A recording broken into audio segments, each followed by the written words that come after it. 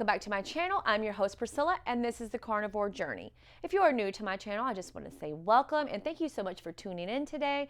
And if you have been following along with me for the past 20 weeks, thank you so much for your continued support. So today I have a great video for you with lots of information, and if you stay tuned until the end of the video, I will reveal to you my new weight loss. So let's get into it. So if you've been following along with me, you know that I've been talking to you about how sugar affects our bodies. And we got into that just a little bit extra last week. And today I told you that I was going to talk to you about how sugar affects our mood and how sugar affects the way that we sleep. Now, if you have not been following along and you don't really know who I am, I've been in the restaurant business for over 20 years. And before I injured my back, I was a waitress. I still currently do work in the restaurant business, but I no longer wait tables. A couple of years ago, I was working at a restaurant that was very busy, and I worked shifts that were called double shifts, where I would go in the morning and I would work until we closed.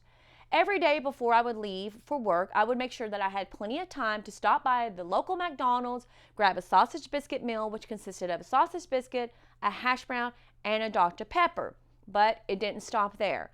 I would also grab an extra drink, which was an iced coffee topped with all of the toppings like whipped cream, chocolate, and even a cherry on top. And as I would drive to work, I would eat and sip on all of these unhealthy and sugary drinks. By the time that I would arrive to work, I was just the Energizer Bunny going 100 miles an hour and working circles around everyone who was working with me that day. But unfortunately, an hour or two after being at work, I would start noticing that my energy levels would start to drop and I would become tired.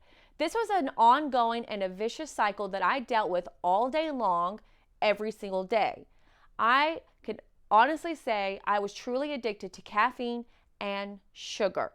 So instead of asking the cooks or the chefs, hey, can you make me a grilled chicken or maybe something healthy or even drink a glass of water because I might not have been hungry, I could have just been possibly thirsty. What did I do? Well, I would fill up my cup with iced tea, I would fill my cup up with Dr. Pepper, and then of course I would reach into the refrigerator and grab a cobbler, heat it up, and eat it along with a bowl of ice cream. And before I knew it, I was up and ready to go again, another 100 miles per hour until I had the next crash. The reason why is, I explained this in the last video, is that our brain loves sugar and it craves sugar. So the more sugar we eat, the more sugar we want. Our brains let off these things called endorphins that makes us feel good. And unfortunately, when we eat a diet that is high in sugar, when the endorphins start wearing off, we become grumpy, we become irritated, and the list just goes on. And unfortunately, I noticed a lot of those symptoms within myself. And I've had a lot of aha moments this week as I've been doing my research because I went through all of those things. When I was coming off my sugar high, and that's what I like to call it, I noticed I would become tired. I noticed that I would become grumpy and irritated. I remember waiting tables, and as best as I would try to hide it, I know it was on my face, I would get irritated or short with the people I was working with or even the people I was waiting on. And I know that's terrible to say, but it's true. I may not have been verbalizing it, but in my head I was going, I really wish they would hurry up and order. Oh my goodness, I still have 4 more hours on the shift. I need to go to the bathroom. Can they, I'm ready to go home. And those were conversations that I was constantly having. And then, of course, the cycle would start over. I would drink another glass of sweet tea, have another Dr. Pepper, and maybe this time I'd skip the cobbler and go straight into a cheesecake. And I did that all the time.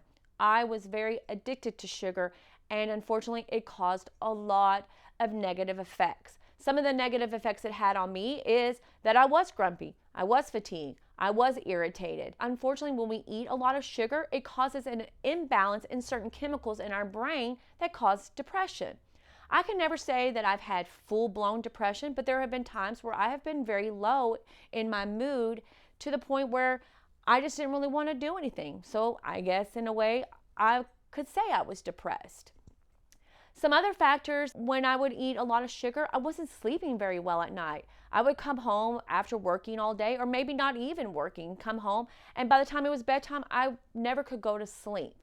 I would take a shower, I would sit on the couch, and as I was watching a movie, guess what? My brain would kick in and go, hey, I think you should go and eat a bowl of cereal. Or hey, while you're at it, go eat a whole sleeve of Oreo cookies or drink the rest of the Dr. Pepper that's in the kitchen.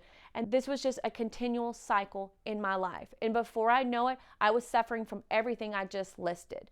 I was suffering from blemishes. I was suffering from anxiety, depression, or low moods. I wasn't sleeping very well. And also another thing is that when you eat too much sugar, especially around bedtime, it can cause lucid dreams or even nightmares. And I will say I have suffered from a lot of nightmares. And since I've been on Carnivore, I haven't suffered from any of that. I can go to bed and I'm asleep within minutes. I feel good. The energy I had before was because it was all sugar and caffeine based. The energy I have now is because I'm not carrying as much weight. I'm eating healthier foods. The foods I eat have wonderful nutrients and benefits. I'm not suffering from inflammation. I don't have low moods and depression. I'm not going to say that every once in a while. I mean, I don't have a worrisome moment or, but that's just human and that's just life and reality. But I don't feel I had those moments as often as I was. I just feel good all around. So all I can really say is sugar is not good. The only thing I can maybe say that's good about sugar is that it tastes good. And if it didn't taste good, then you wouldn't like it. You wouldn't eat it. People wouldn't be addicted to it. So that's why people like sugar, because it tastes good, makes you feel good. And that's why a lot of people like myself are addicted to it. So let's just recap real quick before I get into my weight and tell you what I've been up to this week. So to wrap up the negative effects that sugar has on our bodies, here's the list that I came up with. Sugar can cause inflammation, can cause depression, it worsens your anxiety, it causes an imbalance in certain chemicals within your brain, it causes you to have lucid dreams or even nightmares, it causes blemishes, cavities, tooth decay, bad breath, the list goes on and on. I could never imagine going right now and eating sugar or bread or pasta, especially after all the hard work and just how I feel at this very moment. And I guess that is so much of my motivation on why I've stayed so strong and I have not gotten off track when it comes to carnivore. I love the fact that the way I feel, the way I look, and the way I am is because I'm healthy and not because I am caffeinated up or I have sugar running within my body. So those are just a few things. Please dive into it a little bit more. And there are so many effects that sugar has on our body. And unfortunately, those are just some of the things. So I want to read you this really fun quote that I found. It was written by Sarah Wilson. And yes, this is my journal. And I added one more sticker to it. It is Simba from The Lion King. And this is what it says. The secret ingredient to quitting sugar for life is eating more fat and protein. And that was written by Sarah Wilson. And I can say that is absolutely correct. I absolutely love that quote. So it is in my journal. Please continue to journal if you haven't. And that was one of the many quotes that I wrote for this week. So let's get into my weight loss, what I've eaten this week, and do a quick wrap up. So last week, if you watched my video, I weighed in at 172.2 pounds, and this week I'm officially down to 168.0. I cannot believe it.